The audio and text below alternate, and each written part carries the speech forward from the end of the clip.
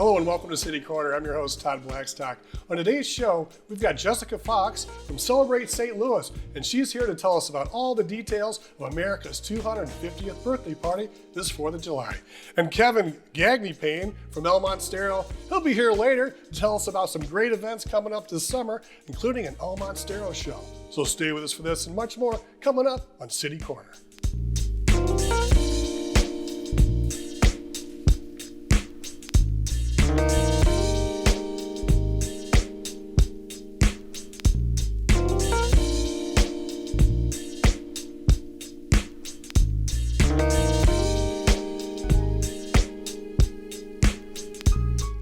Our first guest today is the chair of Celebrate St. Louis, and this time we'd like to welcome Jessica Fox to City Corner. Jessica, thanks a lot for stopping in.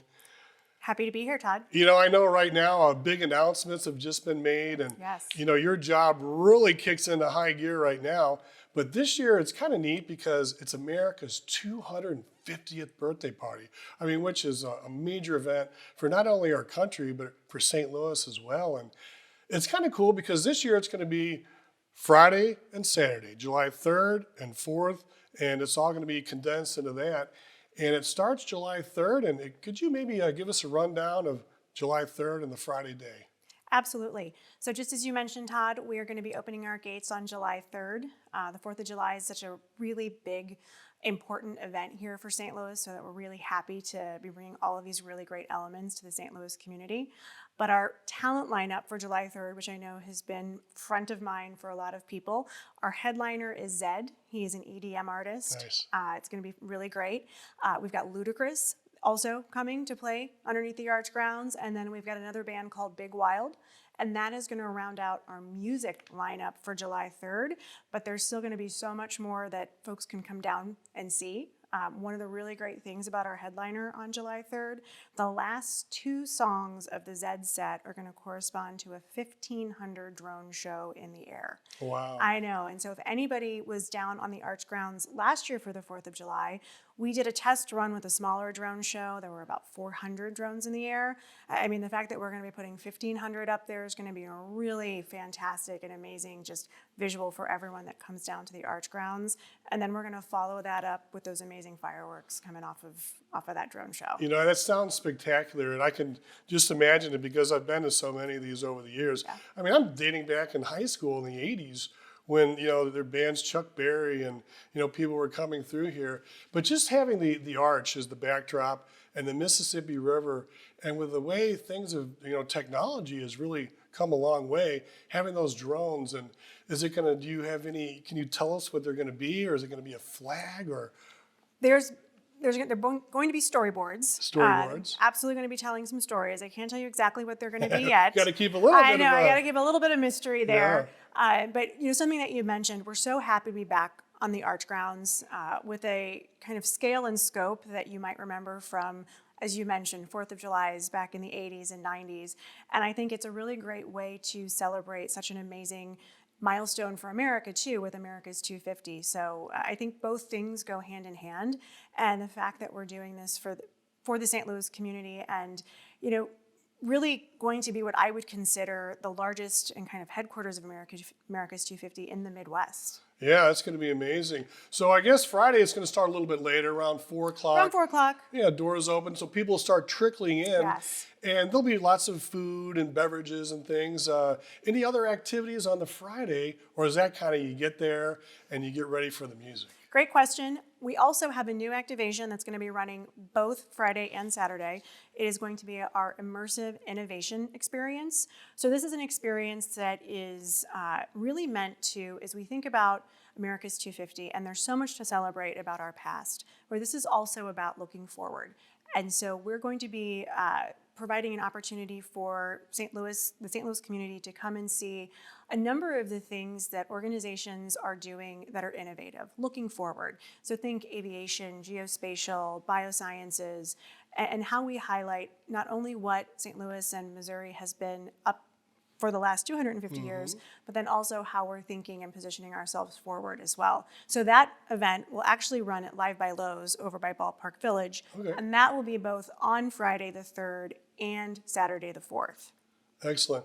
So Saturday this year, It starts a little bit later, I think around, what, 2 in the afternoon perhaps? So we've got a lot going on the 4th of Yeah. July as well, even more than we've got on July 3rd. So Arch Ground gates are going to open around 2 o'clock.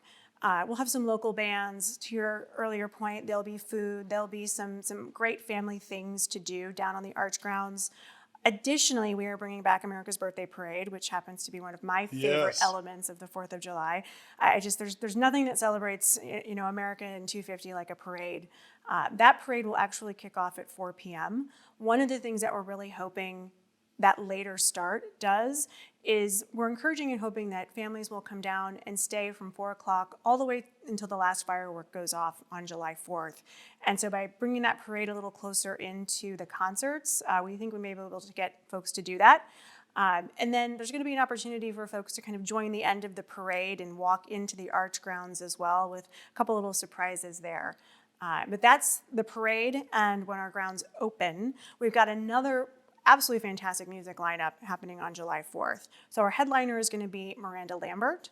We'll also have Kenny Loggins. I mean, it's just going to be fan favorites from Footloose to Danger Zone, just really fantastic. Stephen Marley, and then we also have the Rebirth Brass Band that is going to open the afternoon.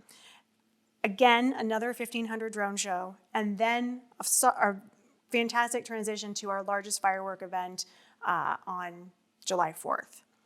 We are also going to have a car show happening over in the Ballpark Village area. For those folks that go over to the Innovation Experience, they'll be able to walk through this amazing car show. And additionally, we are going to have some veterans and first responder programming on both days as well. So we've got a couple of different things happening for our veterans and our first responders. So on one hand, we've got our Hands On for Heroes, which happens on the Arch Grounds, where we work with several nonprofits within the St. Louis community that really focus on giving back to both the veterans and first responder communities. And so those nonprofits will be on the Arch Grounds. We also have a recognition ceremony that we do, and that will happen on Friday night for our veterans and first responders. And then we'll have our traditional Salute the Troops and First Responders celebration viewing party that we'll do on Saturday as well. So we're wrapping a lot of activations and experiences in over the 2-day time period. Yeah, I bet you're going to be doing a lot of these interviews in the next few weeks. But I love doing it because, what a great way to highlight the amazing things that are happening in St. Louis and the fantastic community we have here in the Midwest. We do have a little video we're going to show you right now of Celebrate St. Louis promoting this year's event. Let's take a look.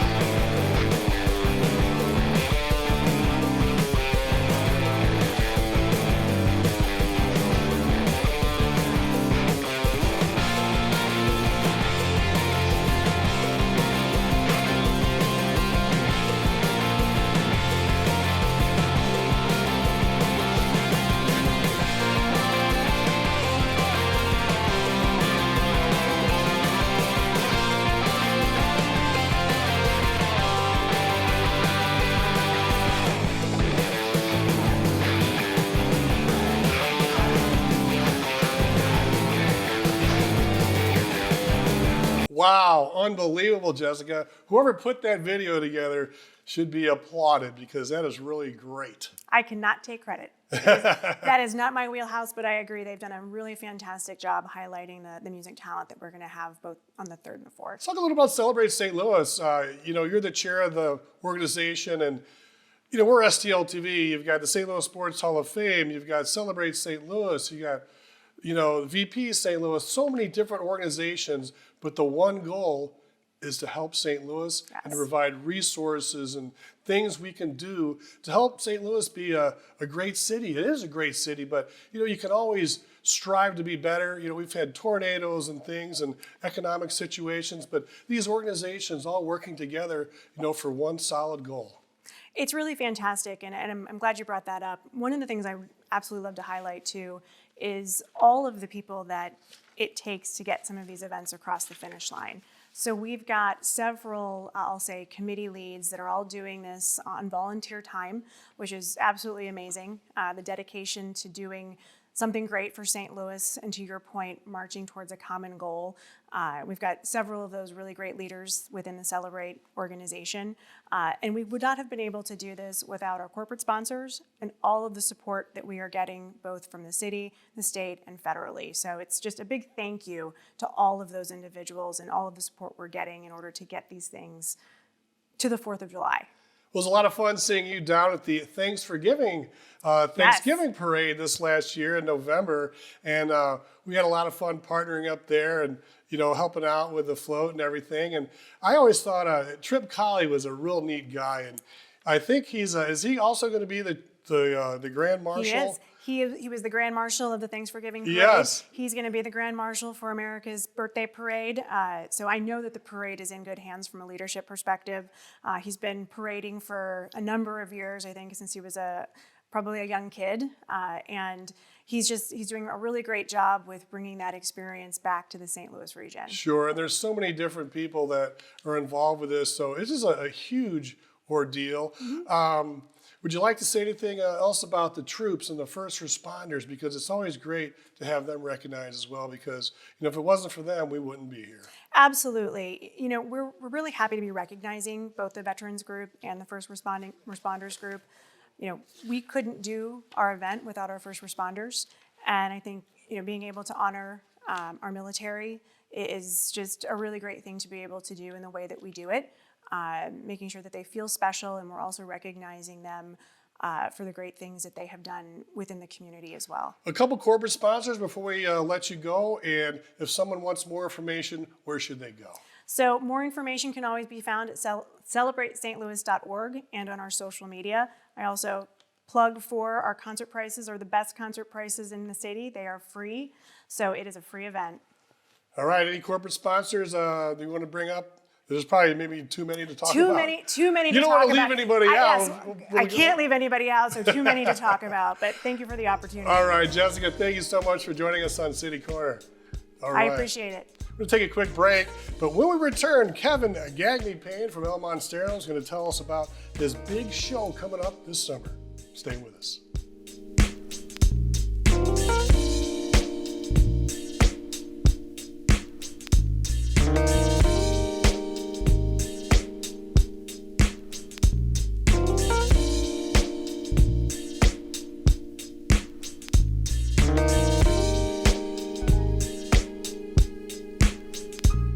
Did you know that you can watch STL TV on your smartphone or tablet?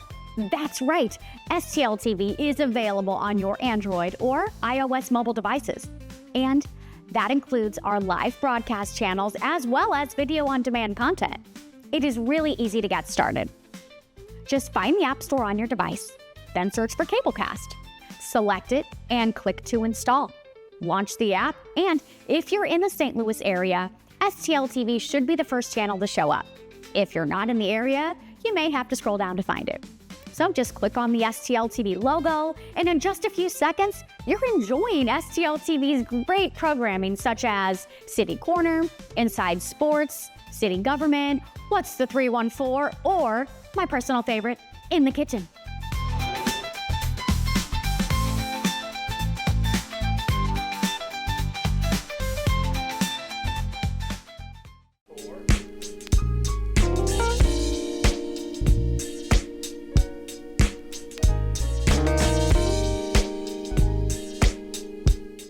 Welcome back to City Corner. I'm your host, Todd Blackstock. Joining us now in the second segment today is an international artist, a local musician, signed recording artist, and very famous with the band Stir. Kevin Gagnepain joined us on City Corner. Thanks a lot for joining us today, buddy. Thanks for having me. I tell you what, Julie Lally just told me about a really nice transition here, because you guys, Stir, actually played Celebrate St. Louis Under the Arch very recently. We did last summer. Yeah, how'd that go for you? It was okay. You know, It was I mean, it's okay, yeah. okay. You know, It's you got okay. hundreds of thousands We've of done people. better shows. You've done better shows. Well, thanks a lot for joining us. You know, I want to talk about Stir a little bit. This is a band, you guys write your own songs, and you got a recording contract back in the 1990s. And that's pretty exciting from a guy from the St. Louis area. Absolutely. I mean, the 90s were a great time for the St. Louis music scene. There was a number of bands that got signed from what we called the Laclede's Landing scene here, which is where original music played in a bunch of bars down there, you know, 5 nights a week. And we were one of the bands that got picked up. It was great. It was a fun time. It was kind of like the Seattle scene, but in St. Louis. A little bit, yeah. I mean, it was a few years after that, and I think it happened in a couple of other cities as well as St. Louis. But there was a little bit of a buzz in the St. Louis area, and you know, The Urge, Stir, New World Spirits, Modern Day Zero. There was a bunch of bands that got recording deals. Modern Day Zero is Scotty Gherkin. You know, let's talk about the music scene back in the 80s and 90s. I mean, we had The Landing. You know, you had, you know, Big Daddies and Mississippi Nights, and you had Lucius Boomers, which was, you know, worldwide famous, at least across the United States. It was Kennedy's, voted like First Rock. There was a bunch of things in the late 90s to do. Oh, yeah. I mean, people would go down to The Landing, you know, after the clubs. You know, they'd go down at 1 o'clock, and you could stay down there till like 4 a.m. and kicking it. Tell us, you know, your memories of the music scene and The Landing, because the casino's there now, but all where Lumiere is down where the parking and stuff, that was all a big strip of live music venues. Right. Yeah, there was live music from basically where the casino is all the way to the Arch. Something on every block. Like I said, 5-6 nights a week, you could go down there, Sundeckers. see bands.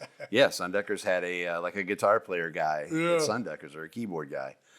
So everybody had some live music going on, and it was a crowded scene. Everybody in their 20s, 30s was down there. It was a great time.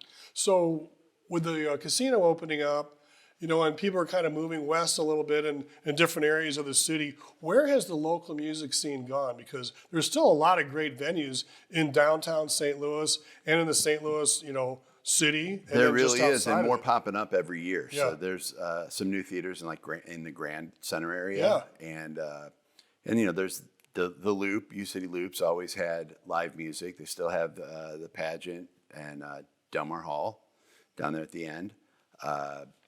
There's a new place out in Chesterfield, the Factory, that's getting some pretty good shows. Chesterfield Amphitheater gets some good shows. You got the Amphitheater, Enterprise Center. I mean, there's depending on how big the band is, there's somewhere for them to play. Yeah, there's still a lot of great venues.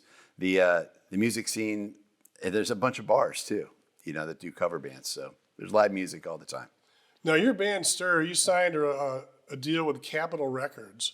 You had a really hot single in the 1990s. Could you talk about that a little bit? Sure. I mean, hot signal. 1998, I think our song "Looking For" was the number 8 played song on rock radio. No kidding. That's our claim to fame.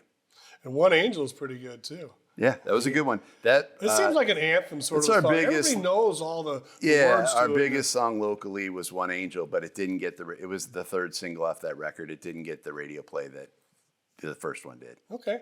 Now, you're pretty tight with Delmar Hall, and I understand you guys made history with that venue right next to the pageant and with Joe Edwards and the gang. We did. We were the first band. Stir was the first band to play at Delmar Hall. So how'd that come about?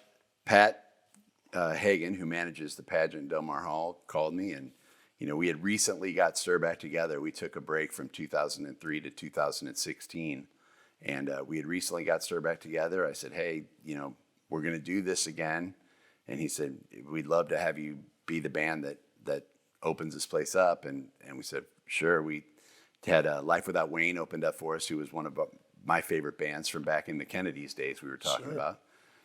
And it was great. So we're talking about musicians in St. Louis before the show that like to collaborate together. There's a lot of different groups you're with. You're with other bands like Joe Dirt. Yep.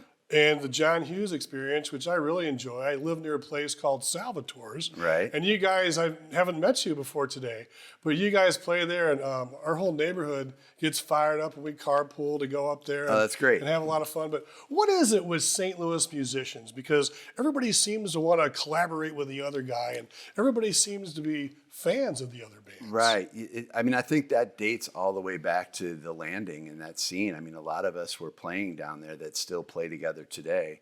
And, I failed to mention King of the Hill and Pale Divine, other bands that were signed from that time, who I still play with members of those bands all the time as well.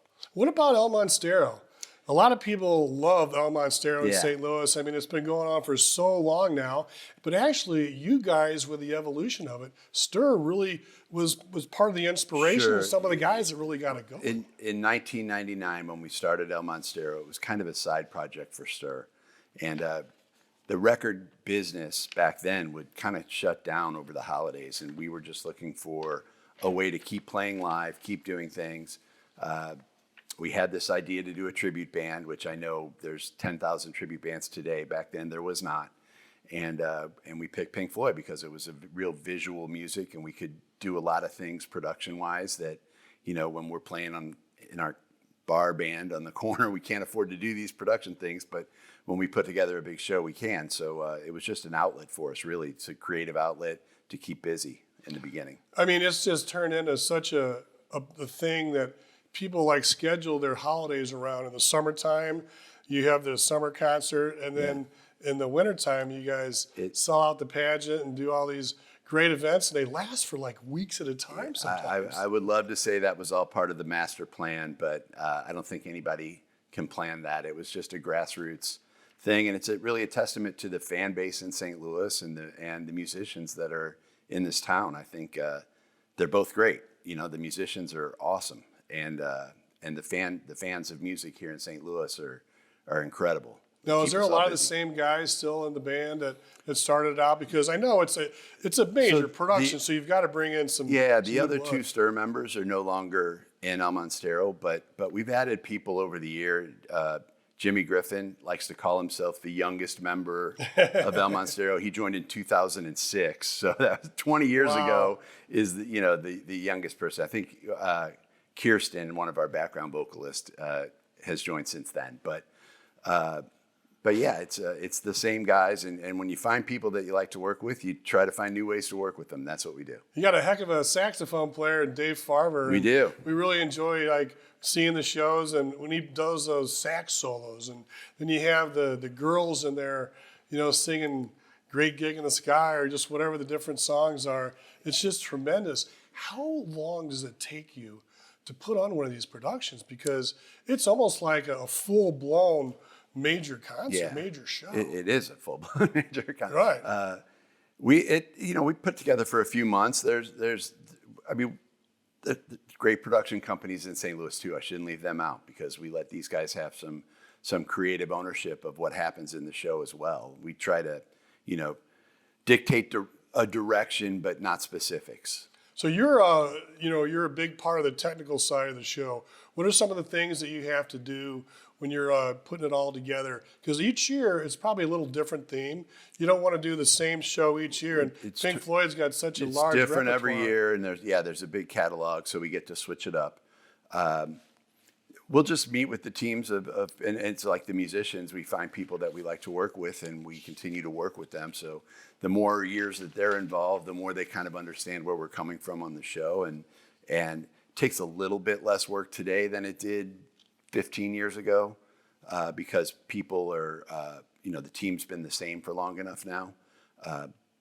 But we just let creative people do what they do. Stay out of the way. That's kind of what we do as a band. That's pretty with cool. all the production people. And you've got a big gig coming up this summer in July. We do. You've got another, it says, with special guest. Correct. And I'd like you to share that with our audience right now, our viewers, about the big show this summer. So the opening act this year is Night Ranger. The opening act. Yeah, I mean, the opening act. They're playing first. Right, Let's call it that. They have a lot of hits. And it's going to be a great show. If you haven't seen Night Ranger in recent years, they're still amazing live. They're a great live band. And for the past few years, we've had special guests with us. Last year was Blue Oyster Cult. The year before, I don't want to say what year because I'll have it wrong, but we had Don Felder from the Eagles. Yeah. We had John Anderson from Yes. We had Living Colour. So we've had some really great